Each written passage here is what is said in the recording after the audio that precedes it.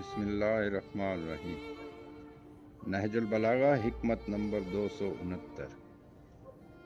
امیر المومنین علیہ السلام نے فرمایا، دنیا میں کام کرنے والے دو قسم کے ہیں، ایک وہ جو دنیا کے لیے سرگرم عمل رہتا ہے اور اسے دنیا نے آخرت سے روک رکھا ہے، وہ اپنے پسماندگان کے لیے فقر و فاقہ کا خوف کرتا ہے مگر اپنی تنگ دستی سے مطمئن ہے، تو وہ دوسروں کے فائدہ ہی میں پوری عمر بسر کر دیتا ہے۔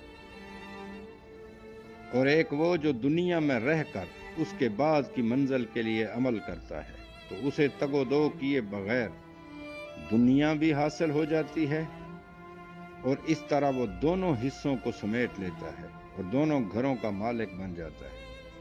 وہ اللہ کے نزدیک باوقار ہوتا ہے اور اللہ سے کوئی حاجت نہیں مانگتا جو اللہ پوری نہ کرے۔